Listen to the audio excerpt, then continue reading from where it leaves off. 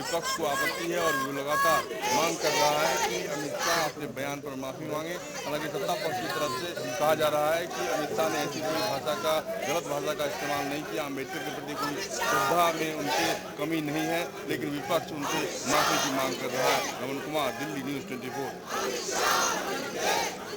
Amit Shah discussion कर रहे थे। हमने जब वो डॉक्टर बाबा साहब अम्बेडकर के बारे में बोल रहे थे, उन्होंने ये कहा था कि आप लोग अम्बेडकर अम्बेडकर 100 बार पुकारते हो, उतना ही अगर आप 100 बार भगवान का नाम अगर लेते तो आप 7 बार स्वर्ग में जाते। यानी बाबा साहब अम्बेडकर का नाम लेना ये गुनाह है और उनकी बनाई हुई संविधान को विरोध करना उनकी मंशा थी। यानी वो क्या बहुत बड़े आदमी थे? आप भगवान का नाम लेने का काम नहीं कर रहे, अम्बेडकर अम्बेडकर बोल रहे, ये ऐसा उन्होंने बात किया। तब मैंने हाथ उठाया, तब उनको ईल्ड होने के लिए कहा, लेकिन मुझे वो मौका नहीं मिला।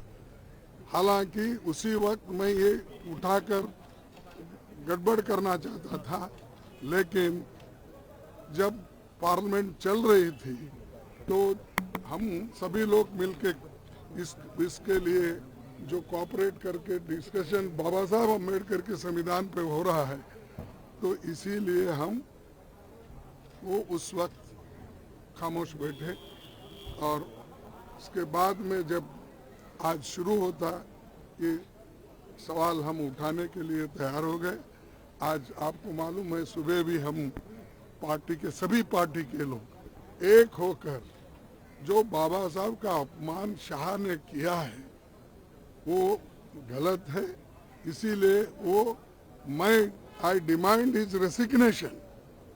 जो अपमान संविधान का करता है, बाबा साहब अम्बेडकर का नाम लेकर अगर उनकी नाम अगर तुम बार बार लेते रहेंगे, इतना ही नाम अगर आप भगवान का लिए तो आप 7 बार हेवन जा सकते थे, यानी स्वर्ग जा सकते थे। ये बात कहकर बाबा साहब का अपमान किया, संविधान का अपमान किया और वो मंशा जो उनके दिमाग में है कि उनकी जो मनुस्मृति की आइडियोलॉजी है वो और आरएसएस की आइडियोलॉजी जो है वो दर्शाता है कि वो खुद वो बाबा साहब अम्बेडकर के संविधान को रेस्पेक्ट नहीं देना चाहते हैं।